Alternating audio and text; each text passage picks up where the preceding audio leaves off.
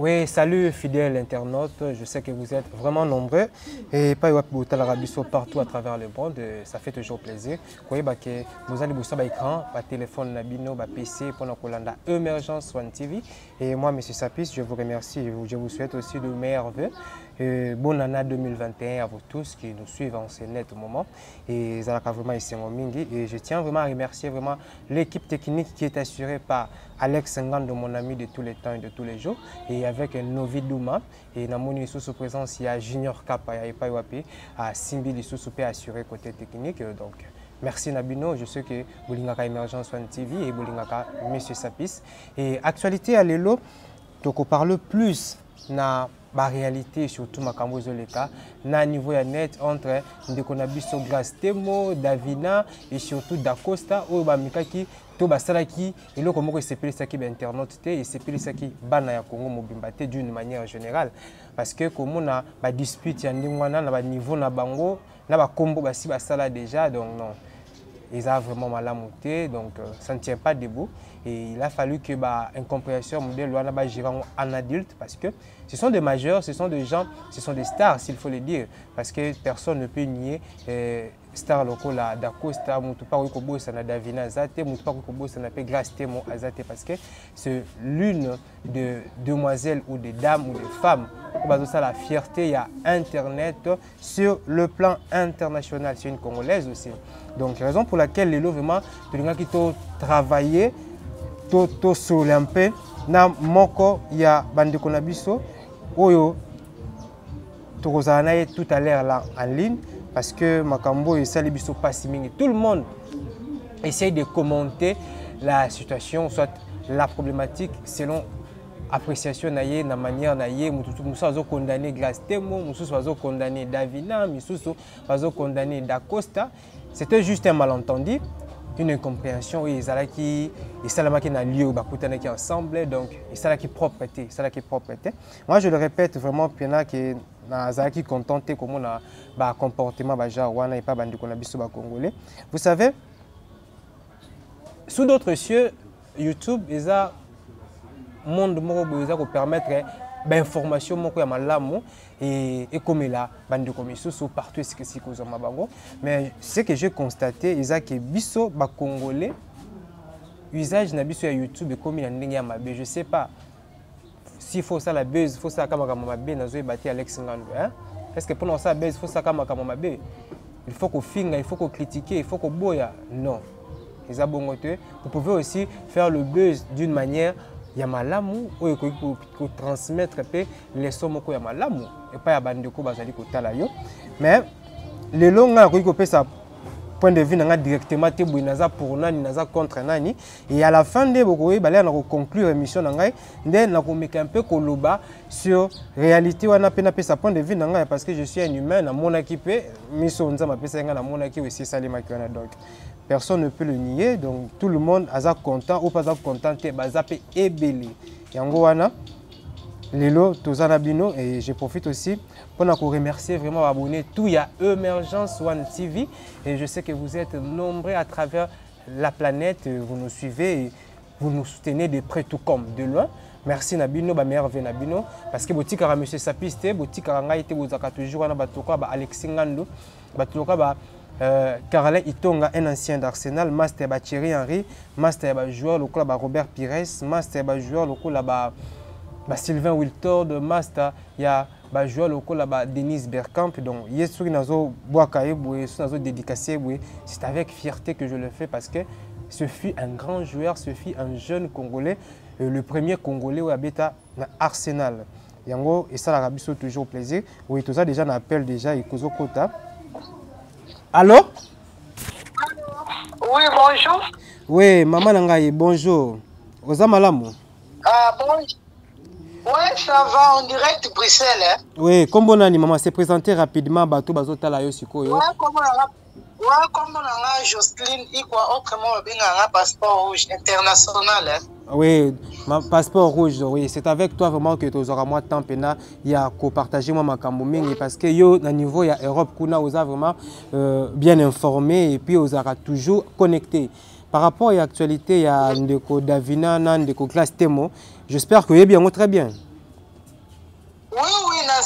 pour donc premier jour ka vidéo wana déjà contacté na pena na page nanga donc profiter oloba na bato ba s'abonner na chaîne YouTube nanga Passeport Rouge TV donc télévision on va s'abonner peut toujours na page nanga Passeport Rouge Belge tozana na yebike et makambo oyo eza na actualité na minute voilà. Oui, les gens se disent n'importe quoi et les gens se permettent de faire n'importe quoi par rapport à ce sujet. L'air yo monaki ba image wana par rapport ya bato oyo bazalaki sur place wana donc les 3 personnes d'Acosta et puis tout monaki Davina na Grace Temo. Et ça là qui on ndenge nini par rapport ya ba dispute wana. Bon, par rapport à Roswana, parce que moi, je suis c'est la carte hollandaise. Par rapport à Roswana, un Grace Temo, un journaliste chroniqueuse, donc un média. Oui.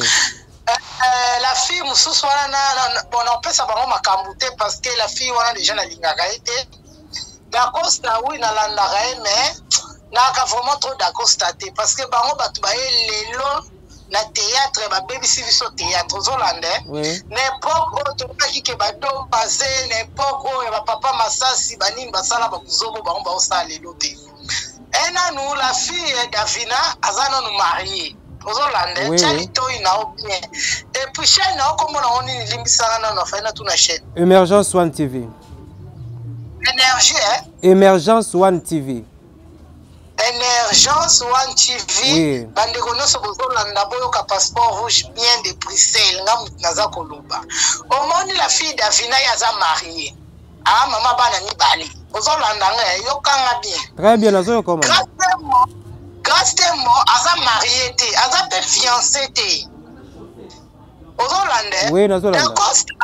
D'Acosta ana mwasi na ndako, aza fiancé, aza na mwasi na ndako biso tomona posta mwasi na yi. Ana mwasi na ndako Grace Temo tokoloba nini andumba pete apembe te mais aza mwasi o aza bunda pona fina yi et la fille Grace Temo abimana d'Acosta oui biso stoyoki ba voice ya Grace Temo oui siko la fille eloko ni ya sala kana d'Acosta parce que Grace Temo alobi yango bien na ba voice na ebite soki ozana ngo na rotindelo ezana ba page alobi bien nakanga ye 3 fois nakanga ba message na ye awanga naka siko yo muto za marié mubali ya batu ya poto asokola peut-être bibembe na ye awa ayi ko peso mo ner afutela ko peso disant appartement somelo pe mutuka eloko nozolande pas d'Acosta. C'est ça le problème maintenant, c'est ça le problème parce que une fois yo a déjà marié. Une fois ils ont marié, kolukasu kozonga lisusu na makamba ba kisheri na bateau déjà baza occupé wana to ebite lingi wana exact karimeza kindumba. Omoni mobali ngana ko connaître d'Acosta te parce que mobali azana droit de gérer 10 femmes. Ezande bisonde basinde photo ye bakengana za marié mobali ya batu ya poto ayi. A honorer nga abotinga bana sombelinga petala. Et personne ne m'a sorti na bafriko yebi ko zo peut-être de $500 na théâtre Davina sara na théâtre à l'extérieur caché ni no bafuta ke même $100 ezati apa bato ba CD nde bazala ko zo yango bato époque ya ba CD ya ba la duchesse bato ba CD nde bazala ko zo na époque YouTube banda YouTube bandi 2014 pam papa chila to ke 2021 caché moko to bafuta $100 ezati après ça ba on est transport ya ko tourner oyeba na ozwa mibali bobo mama bala batu basina mibali donc ekota troupe. OK. Balingi bolingo na bango papa si te veut pesa ngata une minute so balingi bolingo na bango baba na bango na bango parce que biso to na bandeko za lokolo za ndeko nanga obali fi moko boye ke fi wana lokange na ba bêtise Grace Temo abala te azala lesbienne azala ndumba ye abala te. Grace Temo abala te azana droit kozwa na parce que abala te et puis nazalo bana Fani Maswaku oyo ya osala théâtre keba Fani na kwa fiche yo keba na mutakala na Maswaku keba Fani alobi susu nini ba mission na yo afiki Grace Temo keba Maswaku na mutakala na yo oyebi bien muto azolo bano c'est Passeport Rouge keba Ouais. Fani baswa kuna kebi sio keba. Mais j'ai comme l'impression qu'ils ont défendre plus Grâce Temo. C'est comme ici, ils sont d'accord dans ma Grâce Temo. Ça là qui? Oh, Grâce Temo, ça le côté papa. Et ça copain nae, tout qui est son ça copain nae. Copain nae, alors qu'on copain nae. Et puis Grâce Temo, là, on a la vidéo. Grâce Temo a provoqué la fille. Dans le coup, tu vas vendre bazon, mais la Grâce Temo a baigné. Solo là, la fille m'a la montre mobile à Telemi, a bendi, oh, okendete. Oh, Grâce Temo a okendete pour nanini. Qu'on soit les bandits on a landa ba vidéo, papa. Toi, bazo bate, toi, bateau, tu vas na école. Toi, bazo, et puis landa kovo. Kovo, lobi, bien, contenu ni Grâce Temo, contenu la fille, a lobi makamoza na nzela, et puis bravo na frère na kovo, makamo, sanebi makana poisa. Parce que bandeko na biso pe ya poto ya Afrique du Sud parce par là bozo maele na basta ba théâtre parce que bazala na mibali na bango bazala na basta bango ba théâtre ba bimaka bango na bango c'est que basta théâtre baza basta osala confiance té. Oh mais oui, oh, mais papa biso biso toyebi vie de loin l'époque ça ko bimana fille. Oh biso biso toyebi yango ba bimaka bango na bango papa ba bimaka bango na bango sikoyo pona. Oui, alors maman, c'est quoi pour la makambo bato bazolo baloba comme obenga lelo Grâce Temo ba comme obenga ye lesbienne ba comme ko finga ye ba comme ko luka koloba nyonso tout. Tala papa na landanga biomo likambo so kweli mutu likambo so kweli yo na ngai za actualité bato ba ko attaquer likambo wana bazwa makambo ba chaîne na bango tale Grâce Temo so za les yes mais Grâce Temo to ebele pas Mokonzi. Donc azali Karine Mokonzi. Marambo to sala na azali formé par Karine Mokonzi donc bon surtout azali formé par Mami.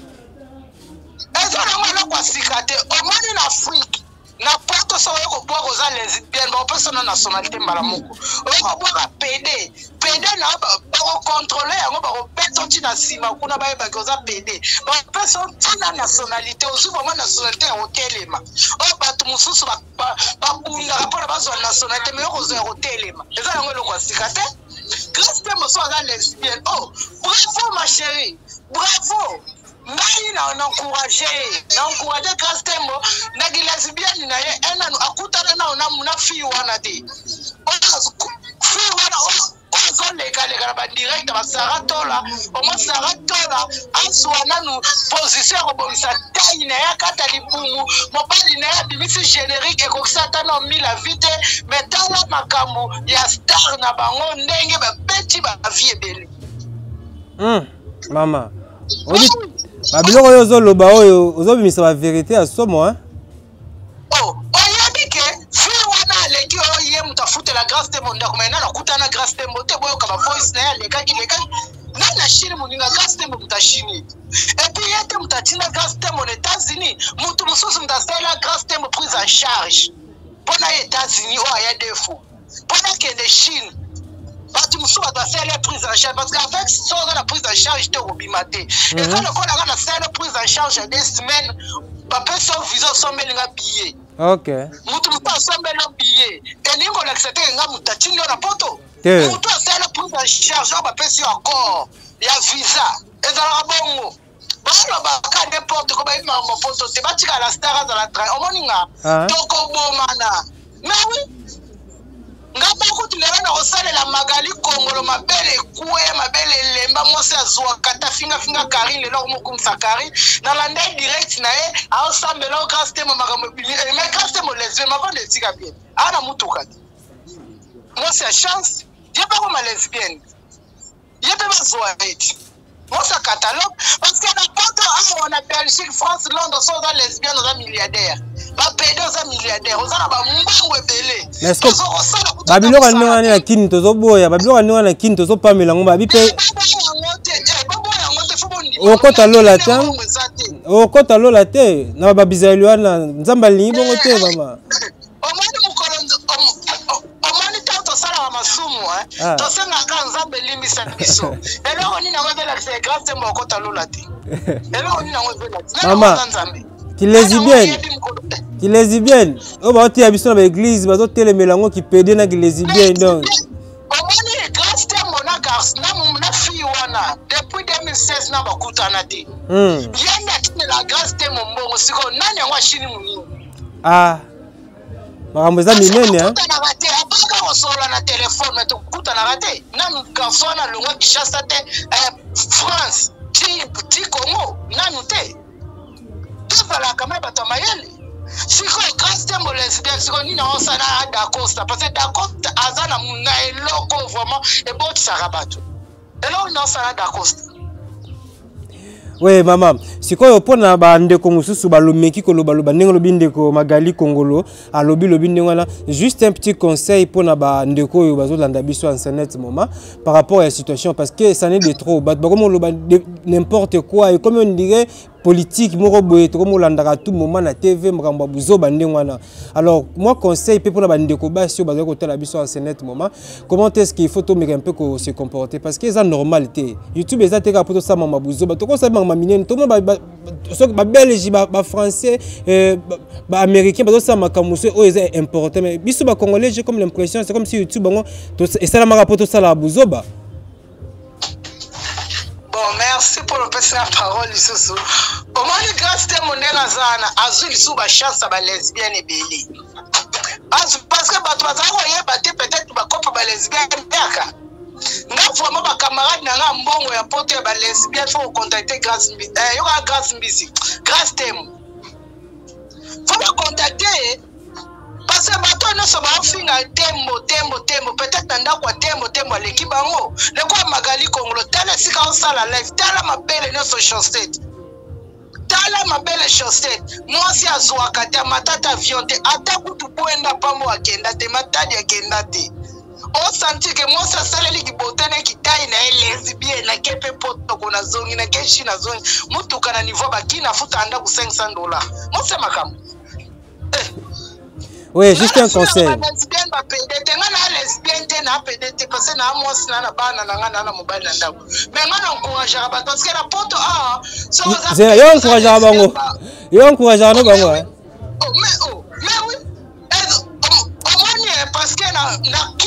PD lesbienne est déclaré.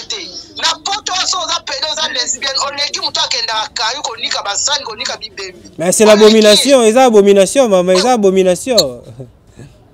Abomination ezatezaka bilengi oyo yoka na mobali yepa oyoka na mwasi.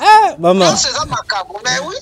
Ouais, la fin du monde wana. Ouais, comme la fin du monde. Wana la fe batika star na ngaba na tranquille, grâce tembo, tozana ona okomela, okande na okomela courage. Eza lisu ba fulio tous les lesbiennes. Bolanda grâce tembo. Taille donc, taille mindele, taille 50. Muta opese lengi na internet, mikolende mutakangi. Bolanda ebo zoe, ebo fula. Maman, papa, yozo le gozo fika grâce tembo. Ata na porte grâce tembo peta lekyo dans le niveau de Kinshasa. Parce que na bat musu na porte ba sans papier. Le quoi wifi azala na ngofele, yo kande bo finga kana ba commentaire. Sans papier, vous avez dans la chambre, 15 personnes, vous avez 20 € futa. D'abord, tu vas offrir peut-être mon droit aux États-Unis, à Zongi. Aïe, ce qui peut qui m'a lié au film, aux Hollandais. Ce qui peut qui pour moi, Kangunda, il y a pour moi, Kangunda. Donc, c'est-à-dire que le problème est lesbienne, où tu n'es pas Karine Mokonzi. Donc, Karine Mokonzi, Moutayana, on va faire ça, Makamupe Tambol. Voilà. Oui, merci vraiment. Mais juste une question de curiosité par rapport il y a mis un jemi de Montarabine aux Abatawat à niveau de Belgique. Et déjà 10 jours déjà est sorti. Ils ont évolué dans les kuna. J'ai mis un jemi de mots genre au monde on a réseaux sociaux surtout les 18 personnes Coco Kofi na Cheta na Kogan Motonatembe na Fali Poupa pour moniquer tous les réseaux sociaux donc Fali héritier donc les restes là vraiment ata 1000 filles na bakokisi na bangote même na ba planète mususu donc faut pas ça l'effort parce que tout ça là toujours promotion na biso makasi de loin de près Kogan Motonatembe en tout cas 1000 anges 1000 démons na Costa Haute Ibetami. Oui, ça va. J'aimerais vraiment à ce que prochainement, tout ça là un peu mise au point, ou soit moi, mission moi sur sorti et puis 10 jours après, évolution à l'album, moi, tout sur un peu, il y a un niveau de Belgique, évolution en déninga, puis à niveau de Kinshasa, on peut ça, on peut contre rendre. Donc, on a vraiment tout ça, vraiment émission en direct de Belgique, et ça, là, moi, bien quoi. Problème, oui, juste, moi, bah, remerciement, on a battu à ce moment. On a meilleur venu pour que tout kabouana yo. Ba meilleur venu na batu nyonso balinga passeport rouge batu nyonso basabona na page nanga na pesi bino bambote na pesi batu nyonso bambote na pesi bibi Rokia bambote Aminata Poto iko aburo bambote no yango wana donc la famille iko nyonso na pesi bino bambote na pesi Christelle maman Ebenezer be ya bambote na yango wana bo s'abonner toujours bo s'abonner mingi na chaîne na biso oyo et bozwaka bactualité bien baanalyse ya kitoko nga mpe kala mingi te na okitaki bokomona oka ya fara oui, donc merci na bato nyonso napesi bango bambote baoyo bazwi bambote te bato lekola ser nanga Clairette aza na kini lumière internationale bambote na oyo yango wana donc voilà je vous l'offre beaucoup bambote na o mpe yango wana oui, donc ça va nazali kaka actualité na moni na 1 minute na bengi yo ok nga moko kutu nakoya wana kutelezala un mois ba télé réalité ba makambo délai oui tozala toujours ensemble talaka yo merci beaucoup ok na sepeli bonne journée vraiment maman bisous au revoir au revoir oui wana touti kolanda maman passeport rouge yende vraiment to meki un peu kosolana sur l'actualité et puis makambo ezoleka entre Ndeko Dacosta, Magdani Davina et puis Grace Temo. Boyoti kolanda ye, boyo ki mamba le ça n'engage que lui, hein, ça n'engage que lui. Mutamutaza en façon na ye a omoni la mokili, mutamuso eza pembe l'accès rouge ya boyango donc. Mutaza ndenge na ye et ameki mpe kolobela bandeko nyonso tout balobi ba n'importe quoi bazolo baloba po na bandeko wana ameki mpe komeka mpe kozongisa bango azongisi bango mpe giga quoi. Donc, à suivre, toujours continuer tout à l'heure. Oui, merci vraiment. On est arrivé à la fin de notre émission de cet après-midi. Nous étions avec Maman Passeport Rouge depuis la Belgique. Et pas un peu ça, la moi recadrage à moi. Ça, moi commentaire à par rapport à l'actualité. Parce que, ok, na chaîne, moni ok, moni, zama mabuzo, zama mbasoni. Hein, ils ont ambassadé. Bon, bien que y a un homme de ça que YouTube, on peut ça, de ça que YouTube et vivre. Donc c'est ça quoi. Il faut comprendre que mboka nous sommes dans la culture, nango mboka tu es dans la bizarrerie, nango mboka tu es dans la bajar, nango pena bato bajar ou bazali na mboka.